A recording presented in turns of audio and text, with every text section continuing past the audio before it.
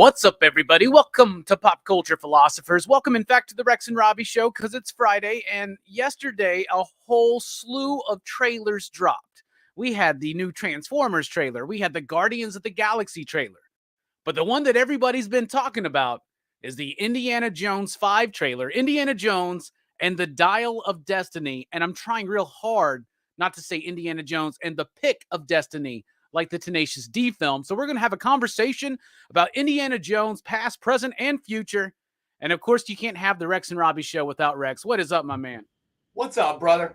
You know, I wanted to say we were chatting, me, Amy, and you before the show started. And I want to say I really enjoy doing your show every Friday because basically the topic could be anywhere. We talk about just about anything. And, you know, it's about as disorganized as it is. So I want to tell you right before, because it's been a packed morning for me. So I had not seen the indie trailer yet.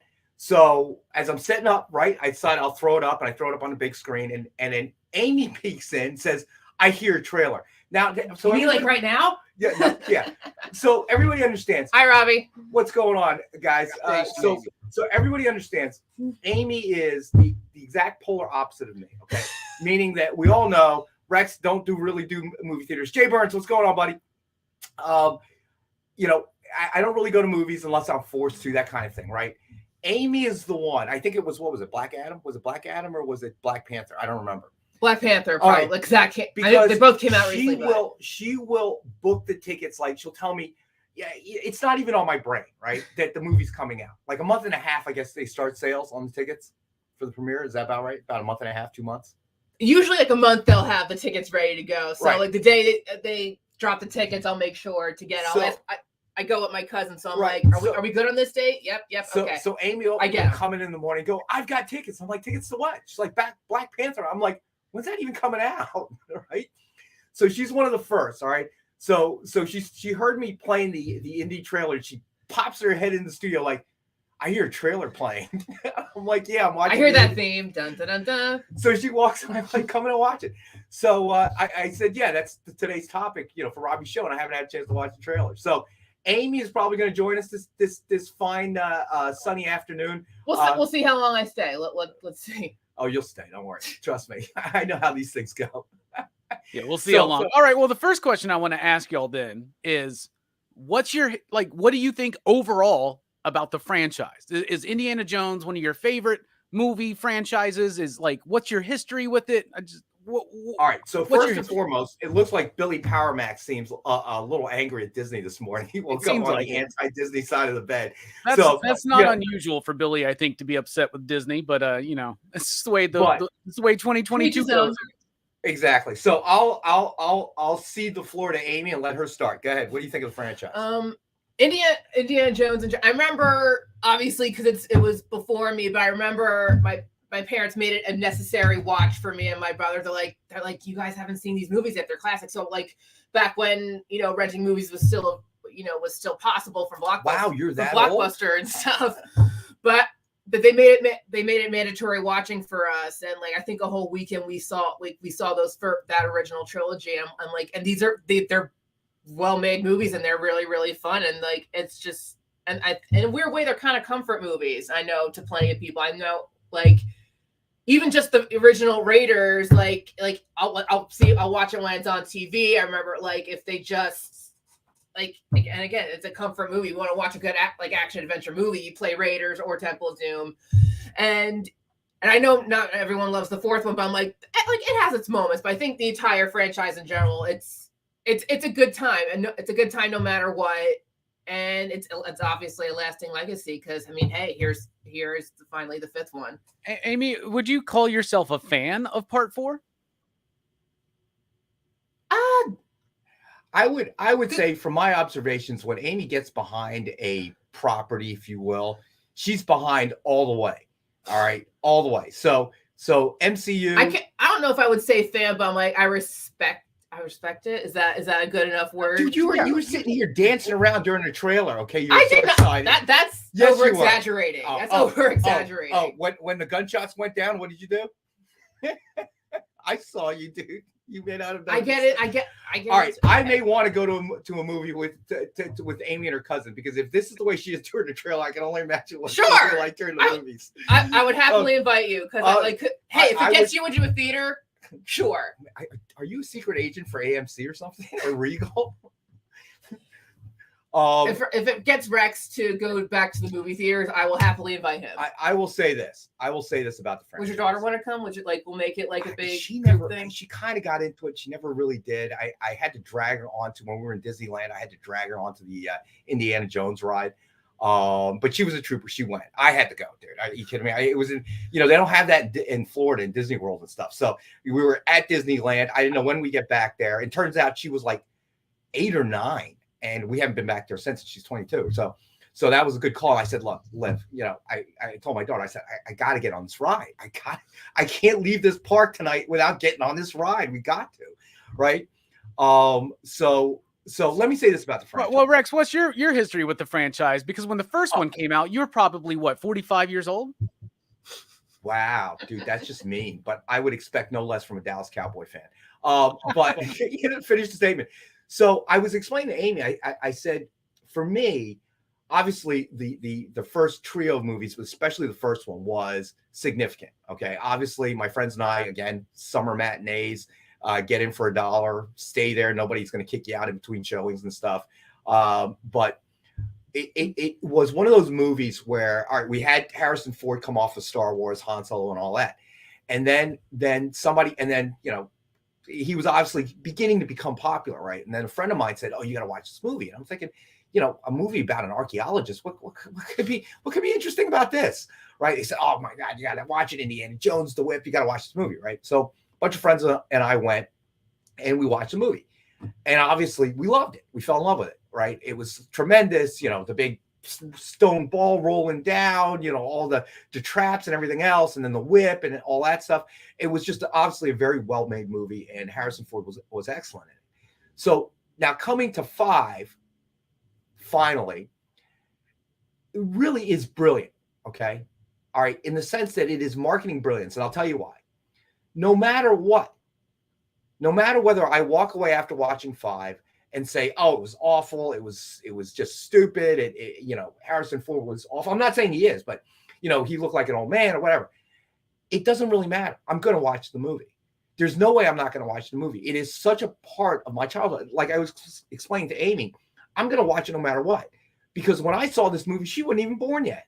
Okay. And I went in the movie theaters with my friends like 8, 9 times to watch this movie. So it is ingrained, like that time in Disneyland with my daughter. She didn't want to go. We'd been out all day, long lines, and it looked like it was going to be a long line. So as a compromise, we wait until the fireworks started. Okay. And as soon as the fireworks started, the line's clear. Right. So we bolted over there and literally got in line. It wasn't bad. 62 lefty. No, my daughter's 22. What are you kidding me, bro? At the time, she was like 8 or 9. And you saw the line fill in after the fireworks, right? Get on the ride. And it was phenomenal. My daughter didn't think so much. Parts were scary, whatever. But it's just so ingrained, no matter what, I'm going to go watch the movie. And that, to me, in a sense, is kind of like the Top Gun sort of magic, no matter what. And it turned out to be a great film, but no matter what, people are going to go see it. It's so part of this, you remember that period of your life. You associate it with not just the movie, but so many other things it reminds you of that happened during that period of your life. So there's no way you're not going to see it. So Mark McGrath says, as far back as Last Crusade. All right. Yeah, Round's going to be in this new movie, I hear. So that's really exciting. What did you think about a Short Round supposed to be in this movie? Yes. From Temple of Doom. What do you think about Part 4, Rex? That was The Last Crusade, right? With Sean Connery? No, that's the Kingdom of the Crystal Skull. All right, which one was the last one? Remind me. Kingdom of Crystal Skull. Wait, which? Right, now I know, but who was in it? Marion Ravenwood came back. Yes. They got married. Yes. Okay, I was okay with it. All right, no matter what, I'm going to watch it.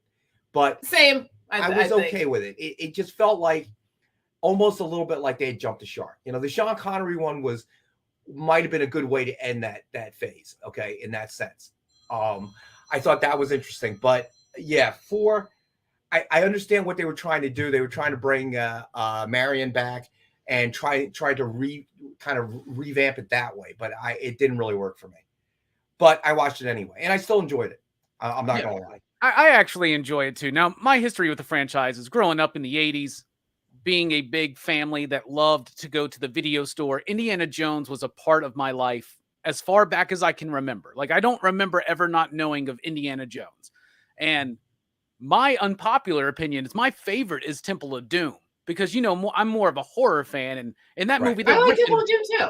Yeah, they're ripping out hearts. You know, they're like eating monkey brains, all this kind of stuff. But people look back on it and they're like, oh, that's the worst of that initial trilogy. But I think it's my favorite. But I love all of those Indiana Jones movies. And I didn't even mind 4 that much. I was actually an apologist for 4 when it came out because I liked they move it into the 50s. So they're dealing with the Soviet Union. They're dealing with aliens. This is what Pulp Fiction was at that time, right? But obviously it didn't really work for a lot of people. And it's got some problems. But I don't hate on Indy 4 as much as other people do. But now we're here. I'm sorry, what?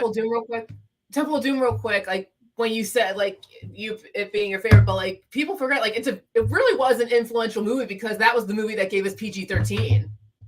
It was. Because they were like, there was nothing between R and PG at that time. Mm-hmm. And they're like, this is not a PG movie. But it's not necessarily an R. In between. Yeah, so that's where we started the PG-13. That movie gave us the PG-13 rating. So that's one of the best things to probably come out of it, really.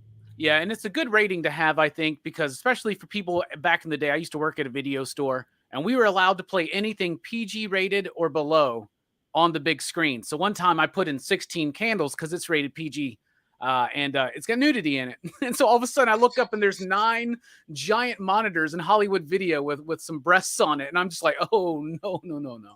That's a bad idea. We need PG. Exactly. All right. So what did y'all think of the new trailer for Indiana Jones and the Dial of Destiny? It definitely looks interesting. Like, I think, again, teasers just give you the tone of the movie, and then, like, the second trailer will give you more of the plot. So, tone right now, it's intriguing. I don't know if I can say it's going to be a great movie, but it looks interesting. Well, I think that what there's usually 2 types of trailers, right? So, you have a trailer that plays a clip of an entire scene.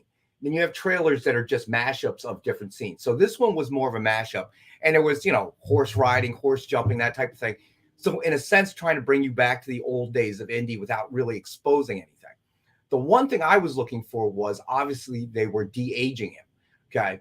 And that can go either way. Right now, I agree that technology has gotten significantly better with each year in terms of doing that. So you go from, the latest Tron movie, that was god awful. Okay. I mean, Jeff Bridges looked at it in certain scenes like he was a wax figure. Okay, it was just so god awful bad. Then you have I'm trying to think what other de-aging movies in between. Oh, then you had the whole Star Wars series, Mandalorian. Okay, they did an entire. It wasn't de-aging, but they or those Star Wars. Yeah, I remember my brother showed me that episode. Like, what you see young Mark Hamill again. I was like, it was much better than what we saw in Tron, but you could still sort of tell. But I don't know if that's partially because we know in our heads that. Well, that can't be Mark Hamill because Mark Hamill's old as dirt right now. Okay, so that's definitely not him. So you knew it was, but I couldn't see anything like that last scene in Mandalorian, the last episode where Luke shows up. Mm-hmm. I really couldn't say then, it was good, but you just have this feeling that it's not quite right. So Missing Link, like the de-aging looked better than Luke and Mando. I would agree with that. So in the trailer, it looks like they've done an excellent job, but also keep in mind that all the scenes that we see him, they're action to semi-action scenes. So he's moving, it's not like a facial close-up kind of thing. So, but it definitely looks, it looks, you know what? I've been wanting to sit down and watch Irishman. I've gotten mixed reviews, Nerdtastic. It's long. Yeah, that's the thing. I looked at it and I'm like, every time I want to go and watch it, I'm like, do I really want to devote 3.5 hours of my life to this? I still think the best de-aging I've seen where it looks totally flawless is the very beginning of the first Ant-Man movie where you see Michael Douglas in a prologue scene. Yeah. And it looked amazing. Like you can't tell he did anything on him. Like, Yeah, I still think that's the best I've ever seen at de-aging. Thanks like, for reminding me of that, because I typically don't like de-aging. Like it throws me out of it, right? Like I know that Mark Hamill's older now. I know that Harrison Ford's 80, playing 70, so he's still playing younger than himself in this movie, which I thought was fun. But reminding me of the Hank Pym stuff, that's where it was working. I remember the first time I saw it was like X-Men 3, where they had Magneto and Xavier go to find Jean, whatever. And I was like, this looks really wonky. And I hate the de-aging thing. I would much rather see just, I don't know. I grew up with movies. I didn't mind if they were like, Rivers Phoenix is young Indiana Jones. He doesn't look like what Harrison Ford would look like as a kid, but it doesn't matter.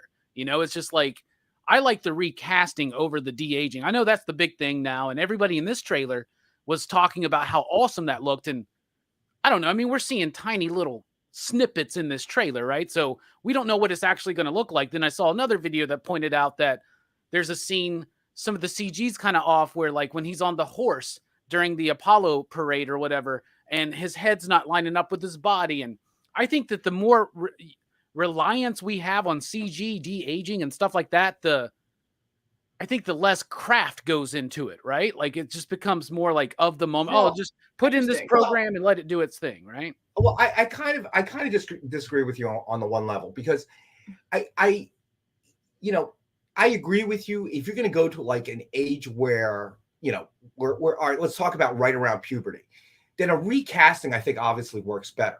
Okay. So like the River Phoenix example. But if you're going to play that same adult that say is, let's say you start with the character in middle age and then you move into the senior years, within that gap, okay, recasting is going to completely screw it up, because you don't really facially change. I mean, you get older, but you don't really change once you hit middle age to the time you become a senior.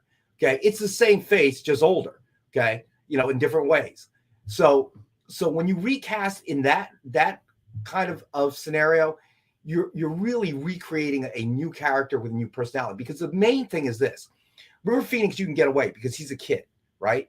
So how you behaved when you were 15 is not how you behave now, but how you behave now, okay, from 20 years from now is going to be relatively the same, and that's what's lost. And that's why I don't think you can do this Indy 5 by recasting. You have to do the de-aging process, because his attitude and his character and his behavior is still going to be the same. All right. That's a good point. Using a Harrison Ford example, I'll give you a perfect example.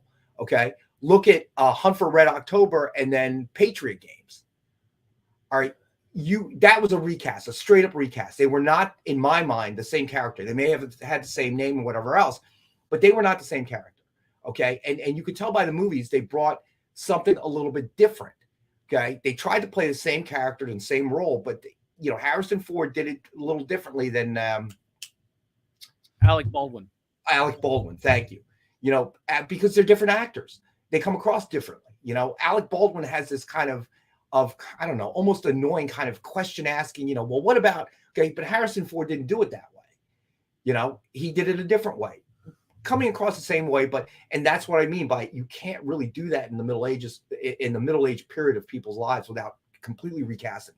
Yeah. Okay. And then you have to accept as a viewer, this is a completely different character, more or less. The thing with the new indie movie, though, especially, is that you got to do the de-aging thing. I understand it here because you have Harrison Ford in the movie playing a Harrison Ford that we have all seen many times in the Indiana Jones movies. You know what I'm saying? So I get what they're doing. I just don't like it as much. And Manny, just don't sleep on Ben Affleck as Jack Ryan in Some of All Fears, okay? I'm just going to say that, all right? Ben Affleck was the bomb in Some of All Fears. So there you go. I also think it depends on like what kind of story you're telling, what kind of project you are. Like that will help you depend on like, do we de-age or do we do like a younger casting? Because some movies, it does work better when you have two different actors in the part, but then some movies it does work a little bit better. And especially when it comes to like franchises and legacy movies like this one, it's Indiana Jones or Star Wars. I think about Harry Potter because like when they do the epilogue, it's still the same actors. Right. They just age them up a little bit.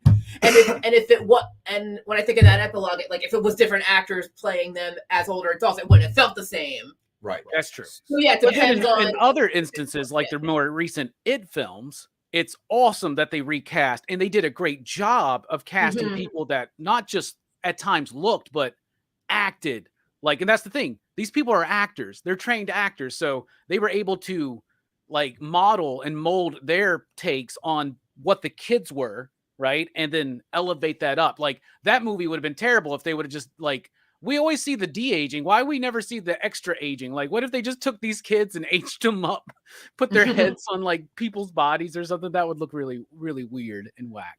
Robbie, my homie from Earth 2, is a big fan of the trailer. Really liked it. Said it looked like the indie film he's always wanted. Since Raiders, CG looks a little sketchy, but it's fixed by the time of release. I'm gonna now rewatch it because I mean, I didn't watch it. Amy and I literally watched it once, before the beginning of the show. So now that Robbie Bateman's mentioning about the little sketchy, I'm gonna look at it with a more jaundiced eye, if you will. Well, I think that's just the look of it now, because I think the closer that video games have gotten to looking real. Oh God, that's amazing. I think what's happening now is it's getting movie CG and video game CG has hit a point now where they're kind of the same. So it pulls me out of certain movies because I'm like, this starts looking like a video game to me.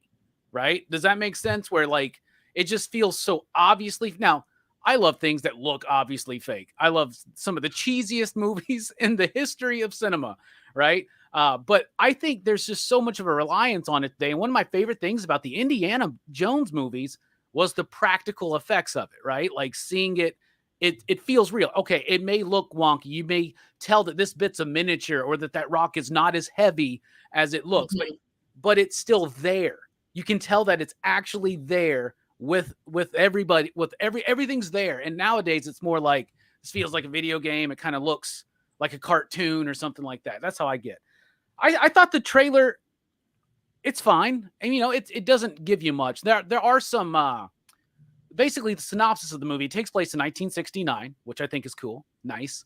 It involves the space race and the moon landing and all that kind of stuff. And it involves Operation Paperclip, right? Where we took Nazis and made them American rocket scientists, right? Werner von Braun, for instance. Mads Mikkelsen is the villain.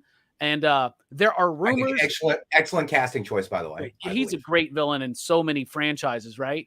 And there are rumors that this is going to involve time travel. And maybe that's why we have the flashbacks. But it could just also be that this is like something that spurns out of an old case of his or something, right? So I like the going back into the past. This is supposed to be the final one, at least the final one with Harrison Ford. And in part 4, it looked like they were setting up for Shia LaBeouf to kind of take over. And obviously they're not doing that. It seems fine. So what's his name? Jonathan Rhys is it Davis? Davies, right? He's back, and that's cool to see because we haven't seen him since Last Crusade. There are rumors that the lady in the movie, Indiana Jones's goddaughter, is like his daughter, maybe, or something like that. I heard that as well. Yeah. Yeah. So I think it seems cool. It's 1969, so the last one was in the 50s. This one's in the 60s, and it's dealing with the Nazis again. Sometimes I think Hollywood takes the wrong lessons. They go, "Oh, people didn't really like Indiana Jones 4. Must be because there were no Nazis. So let's bring Nazis." Was it about that, or was it just maybe it felt a bit too forced? Maybe it felt like they were trying to take elements from the originals and reshuffle it. And and that alone would draw the audience, and it didn't. It felt very tired, kind of jumping the shark a little bit. So I'm hopeful that this will close it up, and that Indiana Jones will be forever put to bed after this. Okay, because there's no way to reboot this, in my opinion, with a complete recast, because that's exactly what it would have to be. Okay, Harrison Ford is now way too old. Okay, you can de-age him all you want. I mean, he's 80 and he's playing 70, so at least he's like got that still in the bag, right? And also he's gonna be Thunderbolt Ross coming up. So this is probably like the last hurrah of his career. Is like his involvement in Marvel. I would think so. Yeah.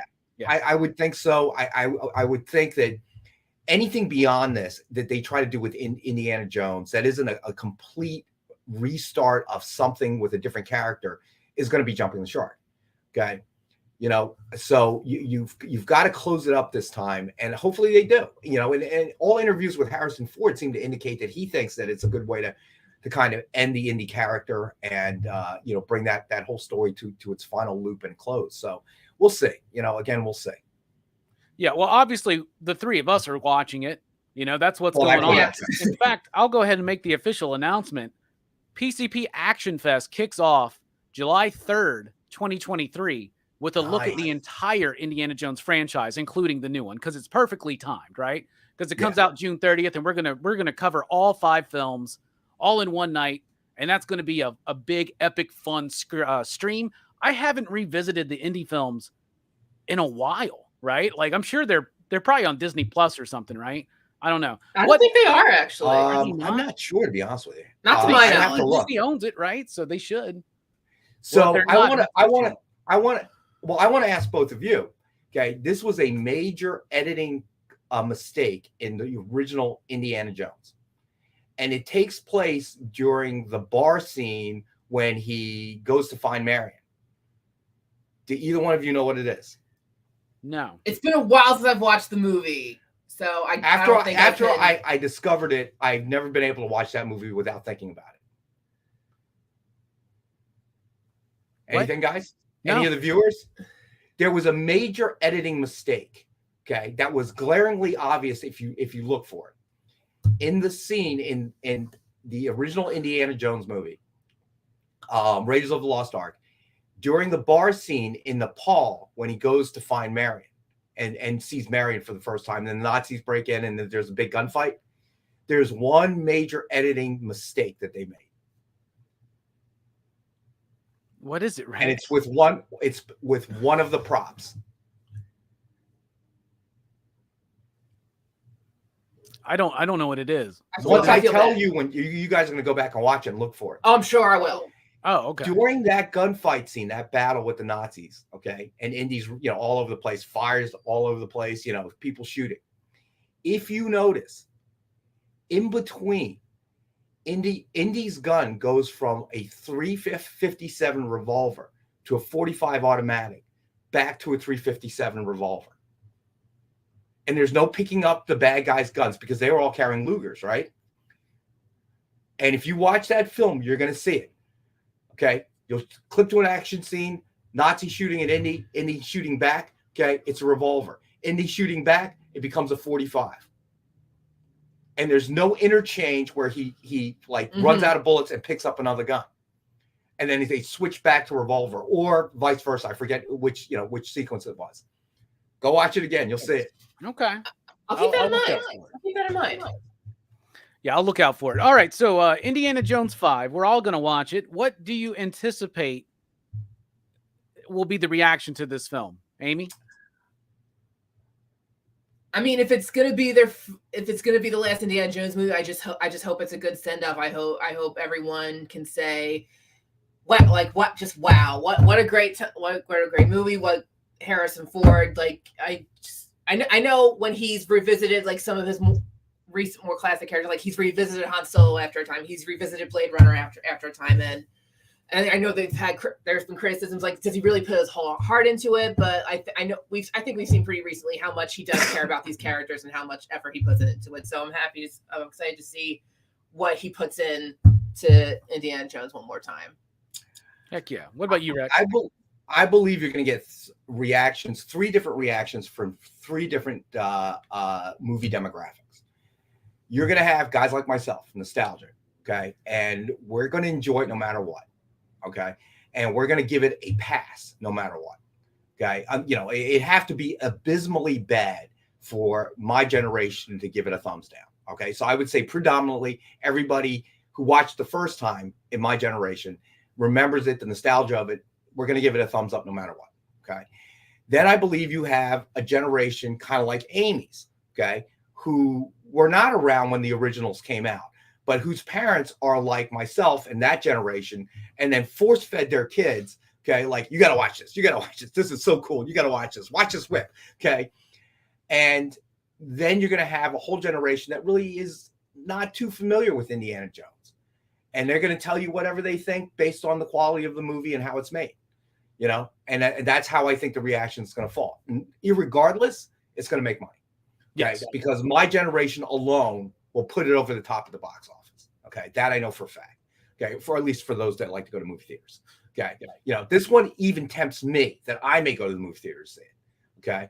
In that sense. And we all know I don't go to the with Amy and your cousin, you might have a lot of fun, Rex. You never know. Well, I'm thinking if she acts that way during the trailer, I can only imagine, Is she going to be the one that everybody goes shh to? Because I'll enjoy that as well.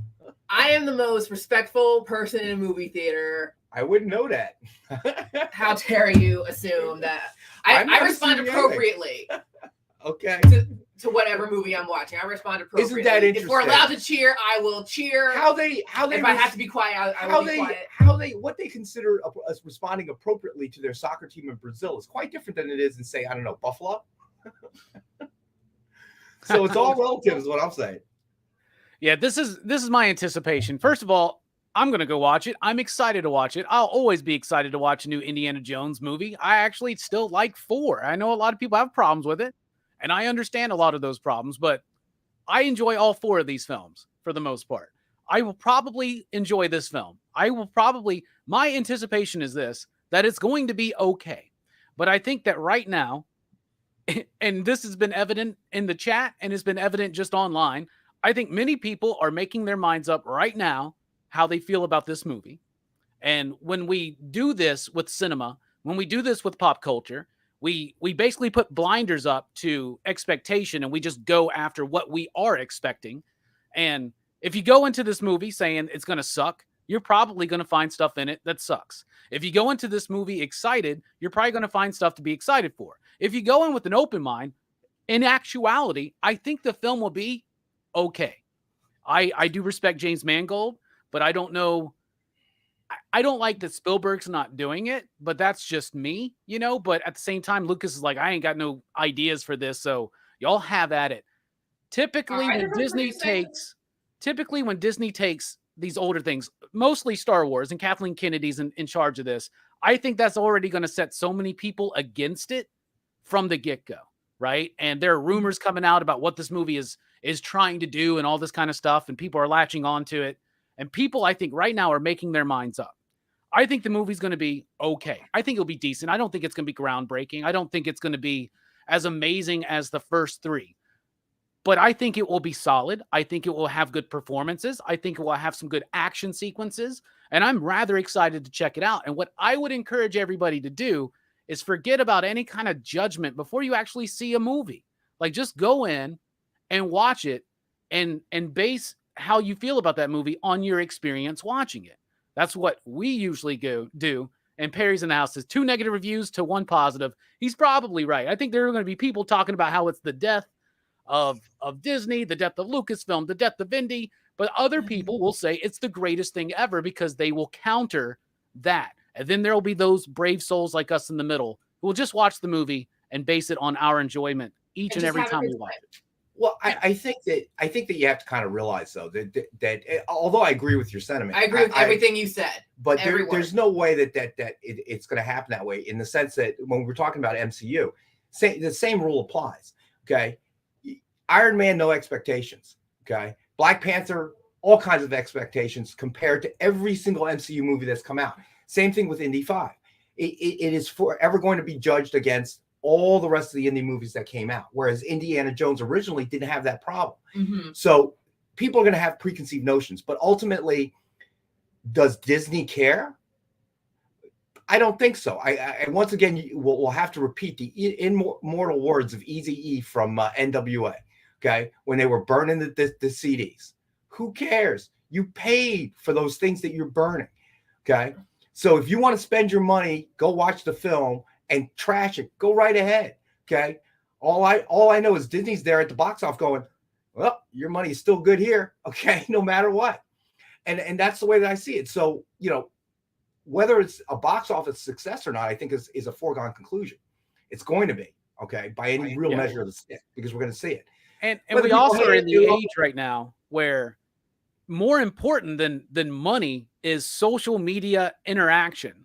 And this is already starting to generate a lot. And so a lot of companies now, they garner success based on how many times it's mentioned in social media versus how much money it's actually made. It's this weird thing we're going through right now, I think. You're absolutely right. And everybody's saying, oh, it's great, it's great, is not going to get you as much traction as half people hating it, half people loving it. Okay. That gets you the best traction of all time. Okay. People want to hear that controversy. They kind of want to see it. I mean, I hate to say it, it probably draws on the same sick sort of I don't know, human existence where We enjoy, and I'm a huge fan. We enjoy boxing and MMA. You know, we're literally watching two people beating the living crap out of each other. Okay. Hey, I watch it, you know, so in a sense, it kind of makes sense. Is it as godly as we'd all like to be as a society? Probably not, but there are plenty of things I could probably fit under that list, right? Yes, for sure. All right. Well, that's our conversation on Indiana Jones 5. Let us know what you think, of course, here in the live chat. We appreciate everybody being here. And if you're watching it on the replay, drop a comment. What do you think? Rex, what's coming up on the for y'all? I know that Nick's got a really cool show tonight, right? Yep, we've got original art tonight, 7 p.m. on the Experience. So make sure you check that out. I also wanted to mention my buddy John Cole. He wanted me to mention this. Hold on a second. Let me just pull it up because I have the memory of it. Did he message you before the show? He did. He messaged me yesterday. All right. So keep in mind that, the LA Comic Con, and Rachel Holland will be there, cosplayer, and she will have a Vampirella Con exclusive from Dynamite. So if you are in the LA area, go there, and you're planning to go to the convention, check out Rachel Holland. She's a great cosplayer, great person, and she will have copies, a limited edition LA Comic Con only version of Vampirella, and she will be there to sign, take pictures, and the whole 9 yards. So make sure to check that out. Other than that, Robbie and I will be back on Monday night for the Comic Collectibles show, 6 p.m. on the Experience. And then again, we'll be back with Alec on Wednesday. Yes, lots of great content coming. And then, of course, tomorrow night, join us for Dylan's Horror Show, where we're going to be talking about Storm of the Century from Stephen King. It's available to watch on Hulu. It's really long, y'all. Trust me, it's really, really long. And then on Monday night after the show over at the Experience, join us for a Christmas PCP movie night when we talk about Go, one of my favorite Christmas movies. And about drugs and dancing and rave culture. And I love it. I love it so much. So I'm excited for that. Rex, Amy, thank you for being here. Everybody in the chat, thank you for being here. We're dipping out. Stay